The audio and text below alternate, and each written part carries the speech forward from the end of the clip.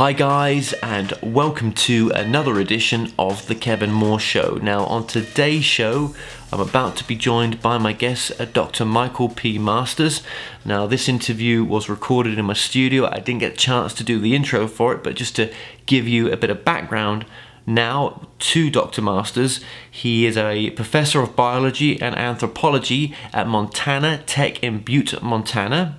He received a PhD in anthropology from the Ohio State University in 2009, where he specialized in archaeology and biomedicine. Now, over the years, Dr. Masters has developed Hey guys, and welcome to another edition of The Kevin Moore Show. Now on today's show, I'm about to be joined by my guest, Dr. Michael-pmasters. Now when I recorded his interview a few days ago, I didn't get a chance to obviously do the intro, so here's just a bit of background, a brief background on Dr. P-Masters. Now he's a professor of biology and anthropology at Montana Tech in Butte, Montana, USA. He received a PhD in anthropology from the Ohio State University in 2009, where he specialized in archaeology and biomedicine.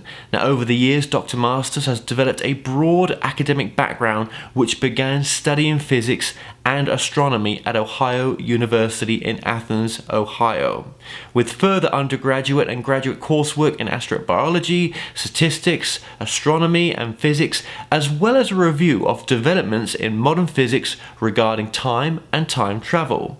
Now he joins me today to discuss his latest book, Identified Flying Objects, a multidisciplinary scientific approach to the UFO phenomena. So enjoy my interview with Dr. Masters.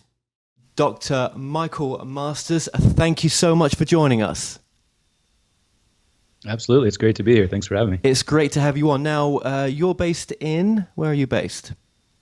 I am based in Butte, Montana, which is kind of in the southwest quadrant of the state at Montana Tech. Wonderful. So you're at the university right now? Yeah, I'm in my office as we speak. Okay, well, thank you, like I said, for doing this interview with us. Okay, so obviously you've got an academic background. Where did that interest in ufology start, and how did that, even cross over? Well, I don't know if it was a crossover so much as it started with UFOs almost. I was 8 years old when I really started to become interested in this question and really decided to pursue it in a long-term capacity, see if there's potential for any relationship among past, modern, and future humans. And it's really kind of been a lifelong question. I've obviously published a lot of other research, more mainstream research. Most of my studies have been in biomedicine, looking at vision in the functional sense, juvenile onset myopia, stigmatism, things like that. But I've always still been very interested in the UFO phenomenon and this question of whether or not these could in fact be our distant human descendants coming back through time to study us in their own hominin evolutionary past. And what's been the sort of uptake on that work then from other colleagues and people in the industry? It's been interesting. The people that know me and know my research have tended to be very supportive and have really been interested in the book and the very conservative approach to looking at this phenomenon. I really try to avoid any sort of speculation or unfounded claims. I try to support everything with evidence from different fields, physics, astronomy, astrobiology, and obviously anthropology, looking at human evolutionary biology in the context of this question. So those that know my background, know my dissertation research and my biomedical research have been, very supportive of what I've been doing here. Others that aren't as familiar with me or my work have almost, not dismissive, almost more ignoring, I guess, just not really wanting to engage or open their minds, I guess, which is unfortunate because that's what science is. That's what we as scientists are supposed to be doing, is looking at big questions and trying to understand things the best we can in the context of the evidence and the scientific method. And I see it almost as anti-science to ignore any sort of research into things that don't conform to the status quo.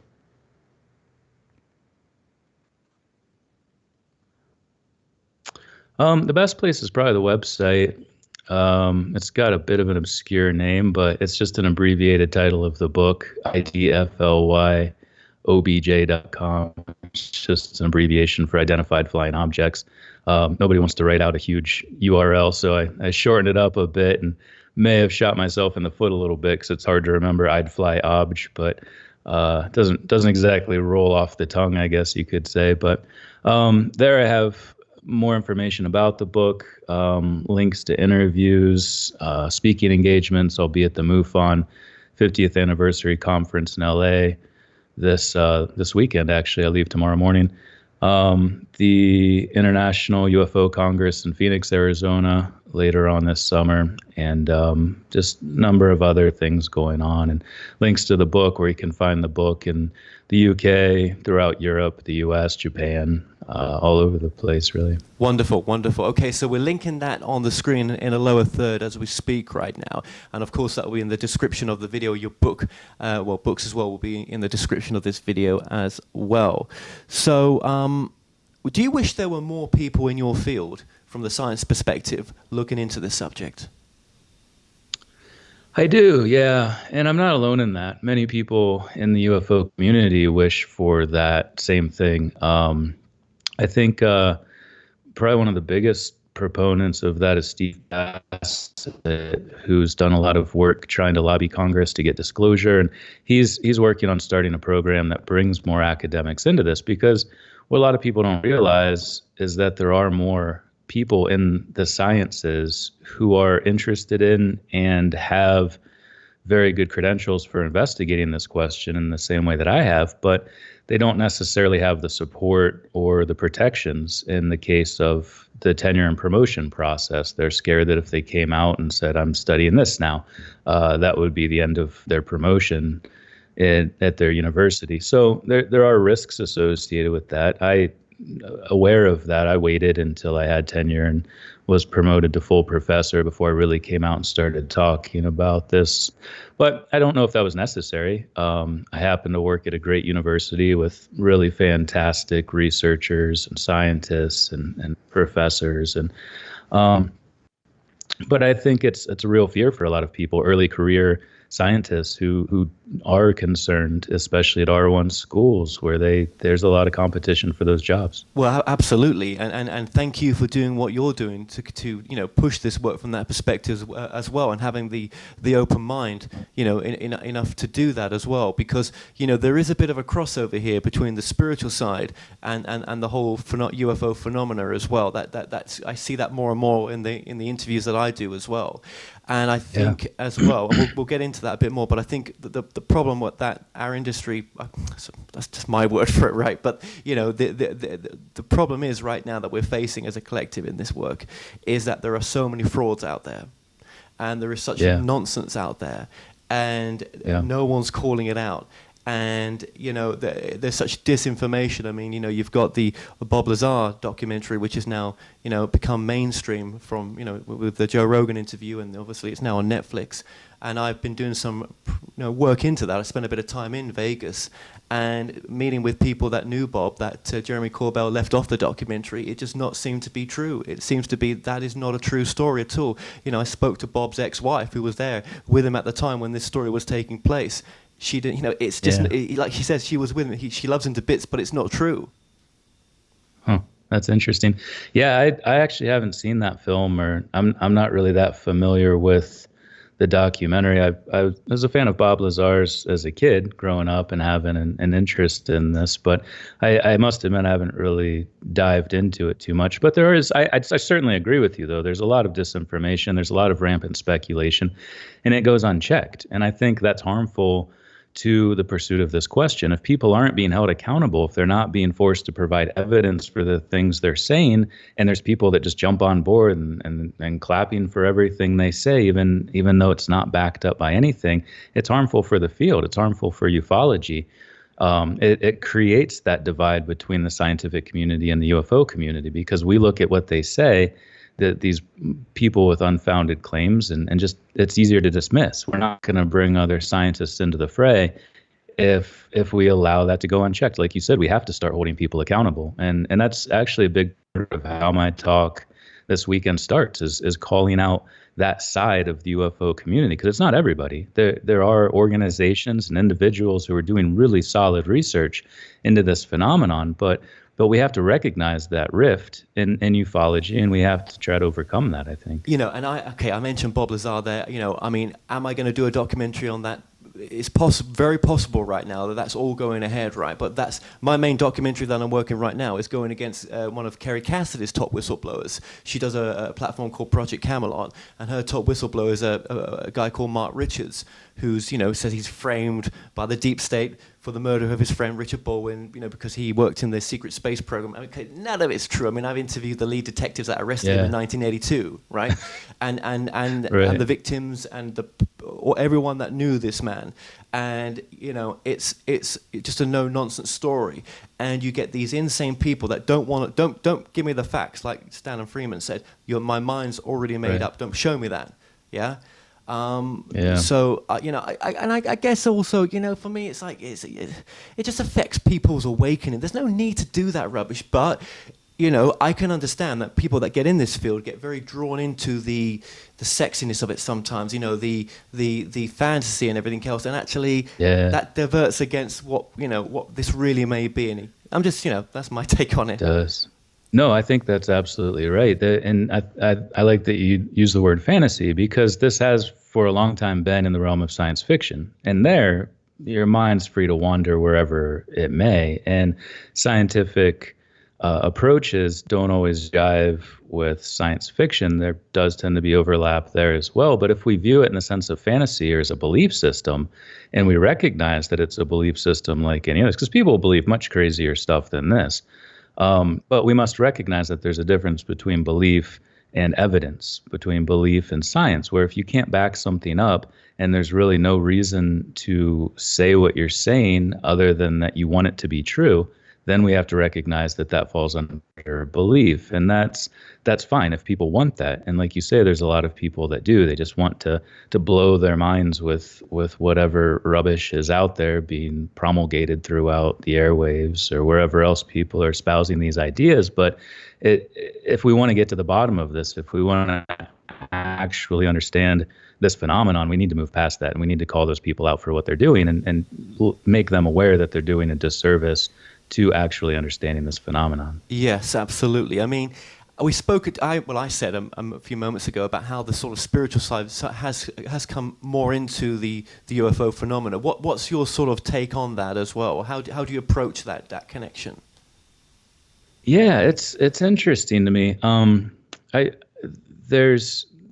do tend to follow what people are saying on Twitter, Facebook, and there has been more of a rebirth of the spiritual aspect of it. And I think a lot of that has to do with the fact that if they are our future human descendants with an expanded consciousness and an expanded understanding of space and time, there's a very good chance that they understand the inner workings of the brain and the energy associated with the brain and this thing that is consciousness that we don't fully understand yet in our own time period. And that could very well translate to the phenomenon as a whole, contact, where you don't have to have direct physical contact in the form of abduction cases. There's almost ubiquitously the main form of communication is telepathic, which indicates that there is an ability to have brain-to-brain communication that doesn't use all of the technologies of the time, or possibly, it's possible that there is some sort of implant. I discussed this in my book a little bit, whether or not it's some sort of technology-mediated telepathy, brain-to-brain communication, or if it's just an aspect of an expanded ability of the brain, an expanded consciousness. And I'd leave it up to the reader, but I would tend to go with the latter in that we might have the ability, just as our brains continue to develop more complex interactions, and once we begin to understand the energy associated with how the brain works and the communication that may take place between them, yeah, I think that could be a big part of the phenomenon. And people that tend to have experiences where they're not physically encountering these extraterrestrials, but they do feel a connection or a sense of information exchange. It could be some aspect of that consciousness, which you would expect some spiritual aspect of that to arise from that. I obviously don't have much to back that up with other than what these people who have these accounts experience and what they state. But just looking at the history of our brain and how it's developed, especially over the last 800,000 years, it would make sense that into the future we might have these abilities that you would expect to elicit certain reactions in the realm of spirituality. Yeah, absolutely. So, okay, let's just go straight into your work then. And thank you for what you've said so far. Okay, so these are distant human descendants that are venturing, across time to come back. So, if you can sort of take us in there and then go into the reasons as to why you think this is what may be occurring. Right. Well, the main focus of the book, like I mentioned, it's a multidisciplinary approach. So it draws together research, current research in physics, astronomy, astrobiology, just trying to understand the history of how we've understood this phenomenon previously in the context of the extraterrestrial model. Beings from another planet are coming here to study us across the universe. And this extraterrestrial model takes more of a temporal look. It looks at it in the context of the fourth dimension of time and primarily draws from research into human evolutionary anatomy, cultural changes that have taken place since the origins of culture 3.3 million years ago with simple stone tools. And in anthropology, we don't separate those. We refer to as biocultural evolution because our technology has influenced our morphology has influenced our technology. You really can't separate those. So looking at the long history of hominin evolution with regard to biocultural change, we can see where we are now. And if we project those same long-standing trends forward, primarily in our craniofacial anatomy, the major changes have been an expanding neurocranium. Our skulls have gotten larger, especially in the upper part of the skull, gotten more rounded, and our faces have shrunk back. They've gotten smaller. We developed a chin about 200,000 years ago.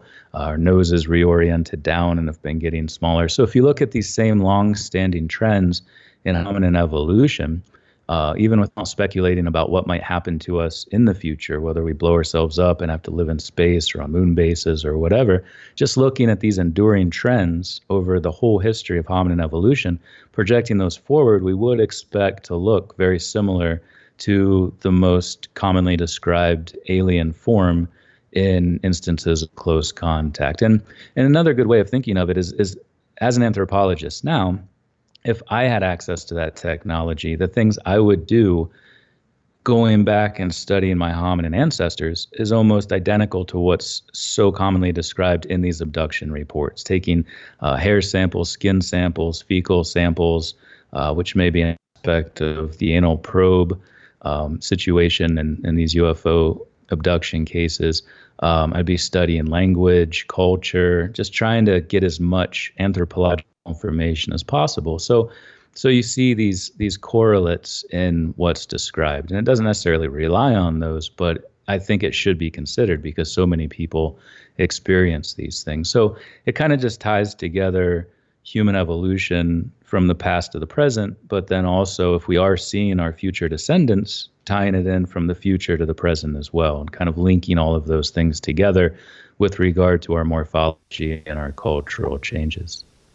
Wow, okay. But is time travel possible? I mean, is the theory of time travel even a possibility right now, just even as a theory? Yeah, absolutely. There really isn't anything in the laws of physics that prohibit it. And I quote David Deutsch in the book.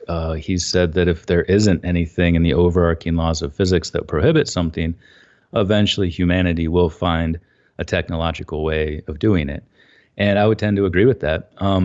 So what I do in the book, it kind of starts out with the origins of the idea, our understanding of contact over the long history of prehistory and history and into the present.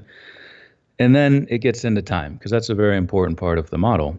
How do we understand time now? How do we understand the possibility of backward time travel? And it primarily draws from research that's taken place since Einstein published his 1915 papers on general relativity, and specifically his 10 field equations that came from that. There's been a number of solutions to those field equations that show that it may be possible to create closed time-like curves that allow us to visit the past. And what's really interesting about these is that in almost every solution to those field equations, the way in which those closed time-like curves are created is with the rotation of a rapidly spinning, highly massive or highly energetic sphere, cylinder, or disk.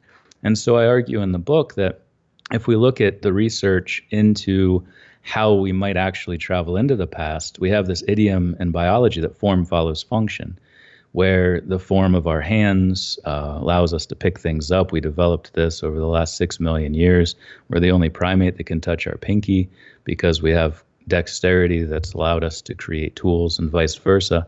But that same idiom may apply to this UFO phenomenon, that the form of these craft, their highly electromagnetic properties, their spinning characteristics, that form may allow for the function of backward time travel. So again, it looks at modern knowledge with regard to the physics of how we might create closed time-like curves, but then also ties it into the UFO phenomenon with regard to what people report seeing. Absolutely. And I mean, are they coming from different time frames, do you think? Different centuries? Absolutely. I mean, in the same way that we didn't abandon fire or agriculture or gunpowder computers once we developed those extremely important technologies, once we do figure out how to achieve backward time travel, we would expect that that technology endures into the future over the long future history of human evolution. And I actually think that might be a part of the variation in how these beings are described. It's what I refer to in the book as temporal ancestry, where we can look at people today who come from Australia or East Asia or Sub-Saharan Africa, Native Americans, and we can see variation in their physical form as a result of their ancestry in these different regions. And we would expect to see that if people are coming from different points in the future as well, that if you're visited one day by someone from 10,000 years in the future, you would expect them to look pretty similar to us. Someone visiting you later that day from 100,000 years in the future, still using the same technology, still a part of our hominin future, are going to have very different characteristics. And it may even help explain the more insect-like or reptilian-like descriptions, in the sense that these could potentially be individuals from a very distant point in our future. And I'm glad you brought that up too, because in the earlier analogy I made, if we were to travel back in time, and it's oftentimes helpful to think about this in the context of where we are today, if we go back 10,000 years into the past, we look very, very similar to the humans of that time with regard to our morphology, our physical form. We go back and pick up Homo erectus 1.5 million years ago. Now we are the ones with the big round heads and the big eyes and the small faces and the strange technology, all of these same things that are described in these UFO reports. We go back and pick up an Australopithecine 3 million years ago, and we look even more different from them. And we'd probably be seen coming down from the sky, so they may misinterpret that as us coming from a different planet as well. So you can see a lot of correlates with how we perceive our extraterrestrial descendants just by looking back into our own evolutionary past, how we may be perceived by them if we are the ones that had that capability of returning to the past. Absolutely. And I mean, what do you think about the idea then? I mean, obviously your theory, is obviously going to the direction that they're from a very distant future and beyond. Interplanetary visitation, I mean, is that something that, could that be possible as well? Is it a mixture? Very, very possibly, yeah. Like I say in the book, I'm not trying to prop up the extraterrestrial model to tear it down. This isn't a straw man fallacy in that regard, but there are severe limitations with the idea that humanoid forms would evolve on another planet at the same time, especially close enough to us that they would be able to come here.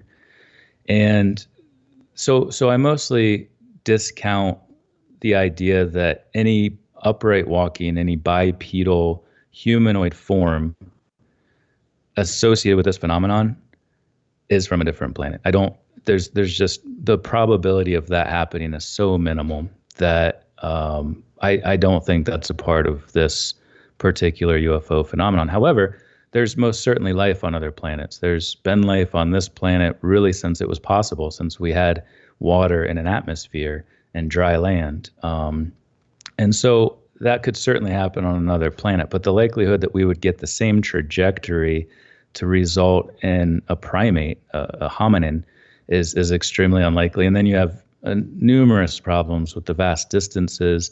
But we're certainly going to be able to travel vast distances and very quickly. In fact, these craft, these UFOs, clearly can travel very fast. And that's an important part of being able to travel into the distant past. I argue that in the book in the context of special relativity and general relativity.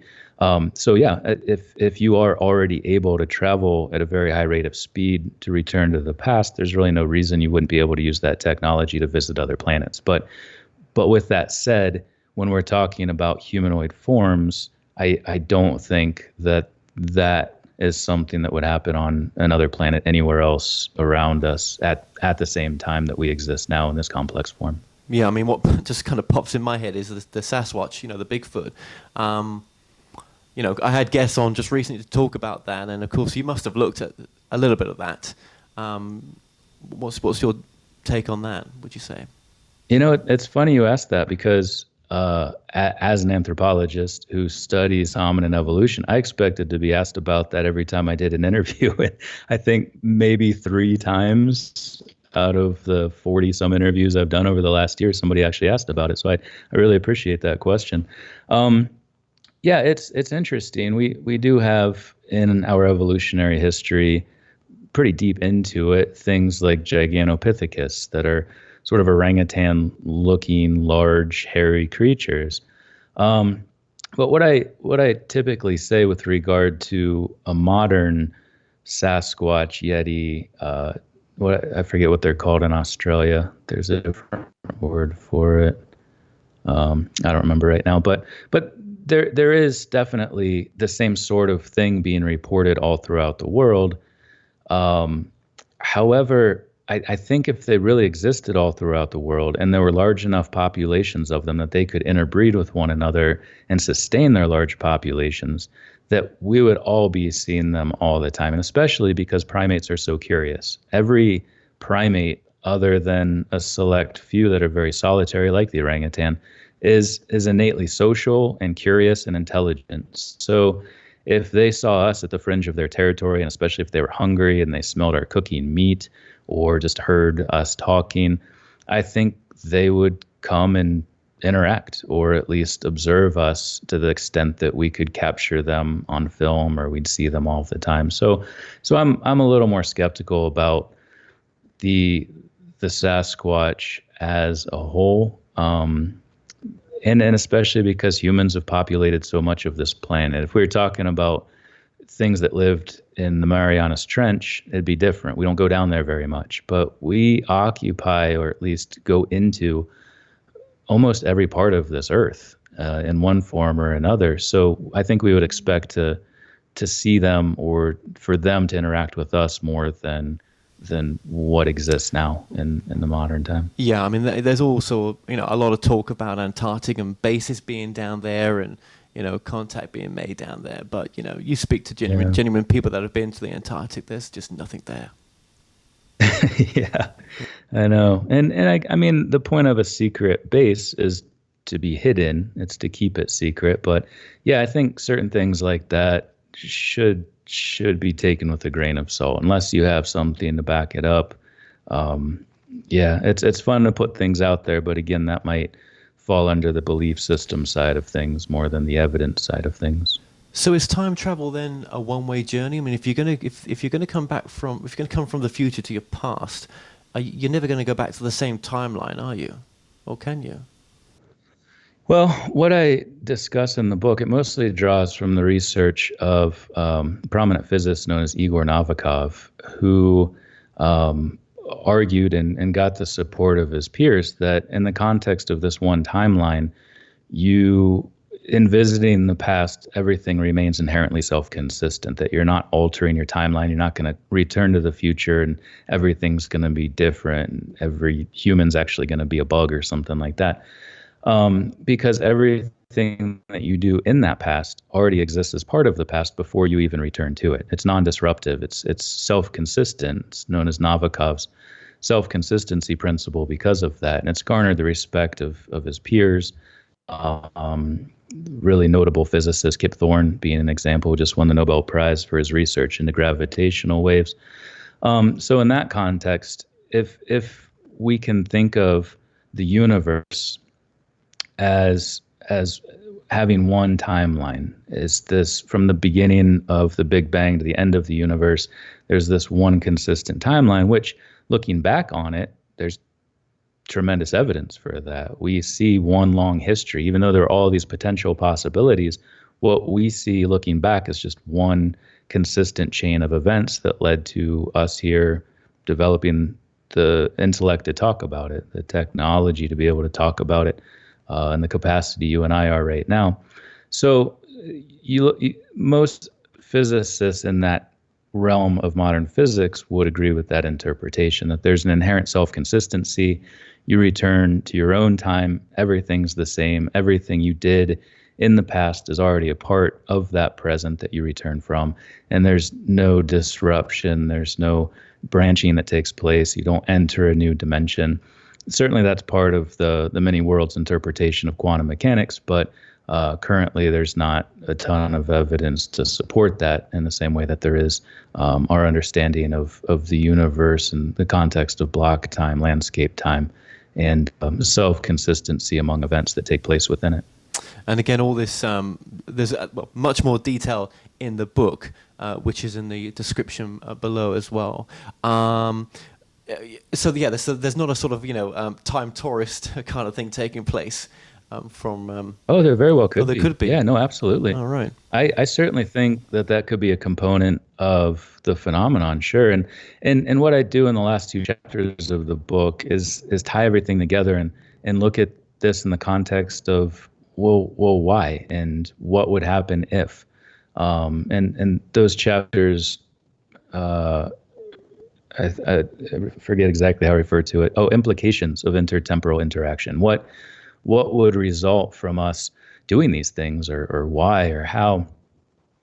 So I've talked about the abduction cases, and those are few and far between, and they go about it in a way that's very covert. They don't want to interject themselves too much into our past, clearly, picking people up in the middle of nowhere, putting them back with clouded memories. That may be the only true formal interaction that's allowed to take place in the context of science and scientific inquiry.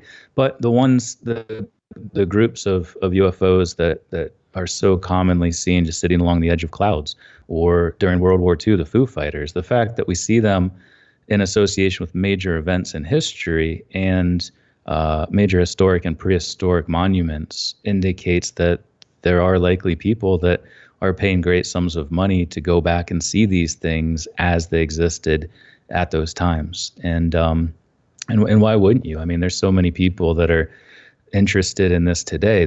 One of the main areas in tourism today are these prehistoric sites: Machu Picchu, the Great Pyramids, Stonehenge. So if you had the technology and the financial resources to pay to go back to those times when those people existed, why wouldn't you? And I think that could be a component of this phenomenon. The more Edic observational things, the more distant observational situations, not interjecting themselves, just trying to watch and understand from the context of history, prehistory, in that capacity.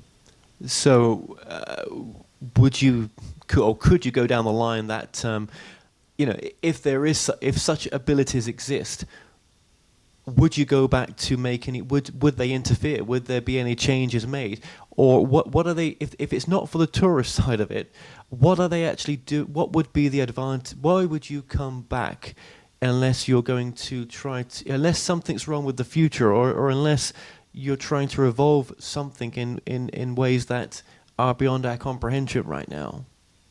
Right.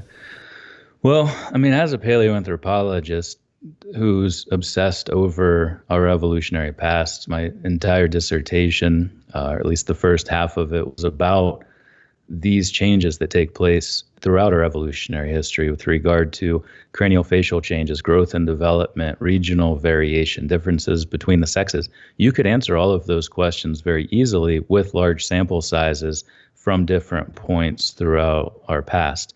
What we have today is skulls, postcranial skeletons, fossils, teeth that are unrepresentative of those times. So if we had the technology to go back and get actual DNA, get the actual genetic material from living specimens in these different points in the evolutionary past of our own species, I think that would be huge for our understanding of who we are, where we came from. And certainly those questions that we have today, which we are able to answer in great detail with the things that we have, those same questions are likely to persist into the future. So, and it could be a potential source of bias. I should acknowledge that because of what I do and because of researching our evolutionary history, I may be biased toward an explanation that centers on what I do and what my colleagues do. But it does make sense in the context of what's reported in these abduction cases too. It feels very much like a biomedical examination to these people, that they're being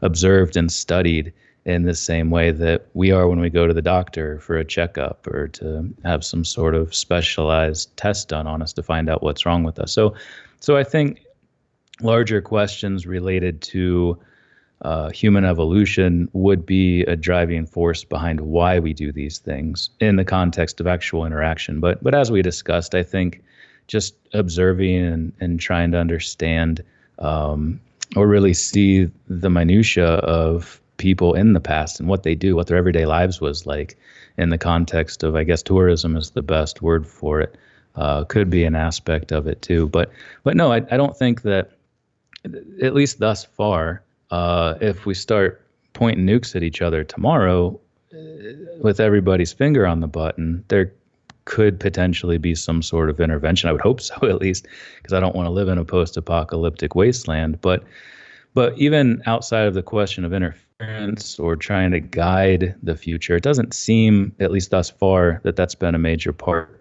of this interaction. It seems much more covert and less overt. They're just trying to study and understand.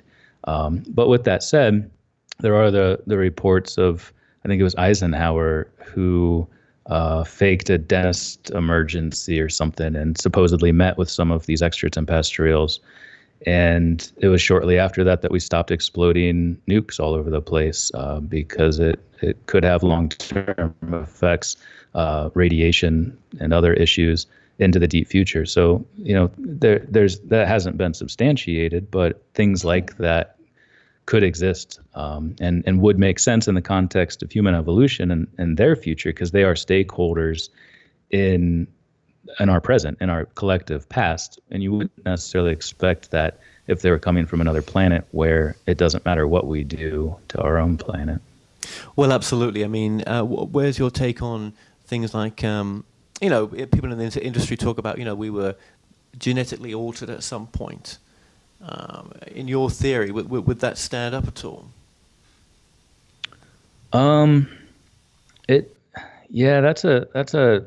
That's a difficult one.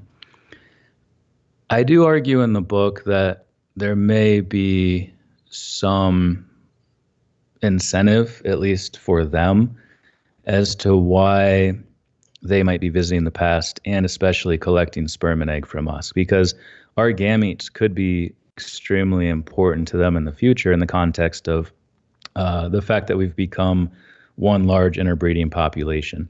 We used to have different groups all throughout the world. There wasn't much contact. beginning 500 years ago with European colonialism, we started to break down those geographic barriers and started to flow genes among different populations that were previously isolated interbreeding groups. So what that means is that in the distant future, we could suffer from some of the same problems that we see now with small groups that have increases in genetic homozygosity, recessive traits especially, that creep up with inbreeding in different populations. So one of the best ways to mitigate that, and we do this today in conservation efforts, is that we try to find different genetic groups that we can still interject those novel genes into these inbred populations to increase heterozygosity and to diversify the gene pool more. So in the context of this model, if we're going back into time to collect these genes from our past ancestors, that may be the only source of novel gene variants available to us. If in the distant future we're all just one interbreeding population, going back through time and selecting certain individuals with haplotypes that never made it into the future, now you have completely novel gene variants that you can interject into that future. And that may help explain why certain individuals and family lines seem to be plagued by UFO abductions throughout their lives and their ancestors and their descendants' lives, because they happen to have those gene variants that are unique to the people in the future. Well, yeah, because when you listen back to some of these abductions, not all of them, but the good ones, they do talk about that in their abduction, that potentially there was some sort of genetic marker or some sort of genetic closeness or some genetic connection with these beings. Yeah. And I mean, none of it makes sense, but this does make a little bit more sense as to why that could be. Absolutely. I mean, do you think cases like the Roswell case, where some have said that this was a living craft, if such a thing like the Roswell incident ever did happen, right? And this was an intelligent craft, and it was from the future, some say. I mean, this has cropped up before. Yeah, no, it has. It's been one of the best parts about talking about this and researching it is once I started to really interact with people who study this much more than I'm able to. I'm not a ufologist. I'm a biological anthropologist. I obviously researched a good deal for the book, but there's many cases that I just wasn't aware of. But yeah, a number of them associated with the alleged Roswell crash have described these as time machines. Jim Peniston, the Rendlesham Forest incident, same situation. He claims to have been told directly that we are from your future. And I believe I came across an interview that he did not long after that even talks about what I just spoke about, the chromosome things and certain reasons why they may be coming to the past and sampling gametes and things like that. So no, it's been great. There's a huge number of people who not only have thought about this, but who may have even been given some information that backs it up in different capacities. Obviously, is this, would you say, clandestine? Is this kind of classified? Do you think any governments are even remotely interested in this subject, or and even have gone down this path? Yeah, I mean, it's hard to really talk about governments and what they know and what they don't without it sounding like conspiracy. But it has been interesting to see some at least early indications of disclosure over here on our side of the pond with, senators being debriefed, the Navy changing their reporting protocol.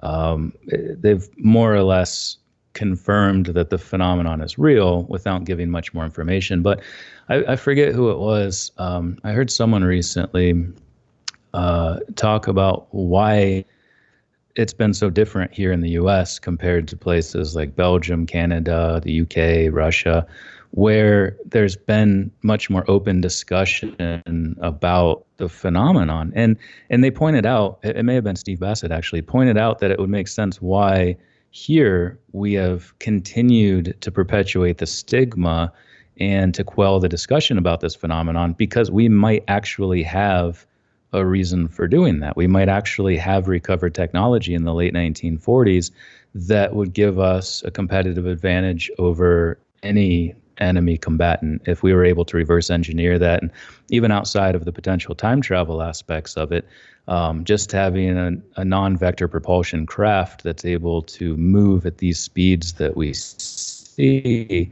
it certainly helps you to understand why we would go out of our way to keep that such a secret, and why we would continue to be so elusive as a government. So yeah, I think if any of them do have information about it, it's probably here in the States, and it could help explain why it's remained so stigmatic over the long term here. No, it's an fascinating point. It really is. I mean, this whole subject, I mean, it's fascinating, but, obviously I've interviewed other people on time travel. One of the sort of famous cases was the John Titor case. The guy, I don't know if you've ever heard of the John Titor or Titor. It sounds familiar. Yeah. Potentially a guy that came back and needed to recover particular instrumentation to take back to his own timeline, which had been devastated by war and everything else. And other people can look this up. I'm not going to go into it right now. I mean, I barely know the story myself. But yeah, that was another sort of famous time travel case. But what if these time travelers are actually coming from other parallel universes? Yeah, that's something that should be taken into account. I think until we have an overarching theory that combines general relativity with quantum mechanics, especially in the context of quantum gravity, I didn't really see much point in discussing it in the book. I do mention it, but really until we have that, there's going to be a lot of speculation on the side of the many worlds interpretation. And any time, I mean, there's still a lot of questions just about general decoherence and about the collapse of the wave function, and whether or not there is an actual collapse or we enter another dimension as a result of that. And it's tremendously fascinating. And quantum mechanics itself really, I think, opens up a whole new set of questions with regard to time, with regard to consciousness too. Just the fact that every particle has the superposition, this wave function, with the context of telepathy and consciousness. I think those are tremendously interesting things that should be considered, and especially with regard to this phenomenon. But right now we can see the past. We can see one history. And if time exists altogether and you can jump from certain points within it, those in our distant future also potentially see one history. Those in their future see one history that they're a part of. So it's more intuitive. There's more evidence for block time. But no, I think we should certainly consider the many worlds interpretation. We should certainly consider different universes. There are other problems with regard to this phenomenon, though, because if we are going back in time and there's a collapse of the wave function, or rather than that, it splits off, and you have a parallel universe bud out of that.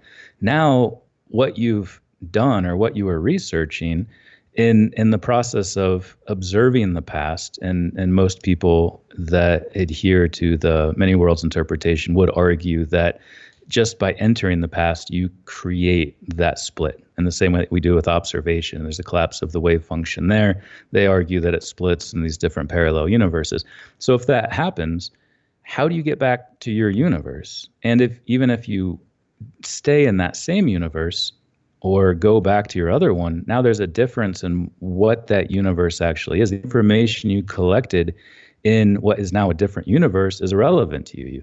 There's no reason why you would even care to investigate anything, because that timeline is now different, and the things that you are investigating don't exist in the other universe that you are part of. So there's still a lot of unanswered questions with regard to the multiverse and with regard to the many worlds interpretation. Again, I find it really interesting, but I didn't feel like it was something that needed to be pursued in this particular publication. And maybe in the next book, I'll go into that more. But Absolutely. No. It's so fascinating what you're talking about. What would you say, just very quickly, if you can sum it up real quickly, what's the most important message of your work so far, would you say? I think the most important message is that we just need to have a conversation. We need to acknowledge the long history of stigma that's been improperly forced upon the situation. We need to recognize the role of Project Grudge, Project Blue Book, in trying to quell interest in and discussion about this, and get past that. Not just the general public, but scientists as well, as we started out talking about earlier in the show. That, and hopefully this book is at least something that can help move that forward. Talking about this as a scientist who does actual research and who takes the very conservative approach to this phenomenon, I hope that allows other people to come out and do their own studies and to contribute to this, and that we can just have a discussion and begin to talk about this in more concrete terms. It's so important what you're doing. It is so important. You ground it. You know what I mean? And we need people like you that are open-minded, that are coming from the science. It's just so important to push this field further than it's ever gone before, and to get out some of the. To get it out of its own way sometimes, do you know what I mean? And yeah, absolutely. Yeah. Well, listen, I want to say, or just actually, your website one more time is? idflyobj.com, idflyobj.com. Excellent. Okay, well, like I say, for this video that's been coming up on the screen on the lower third, all links are below in the description of this video as well. I just want to say, Dr. Michael-Pmasters, thank you so much for joining us today. Yeah, absolutely. It's been great talking to you. I appreciate it.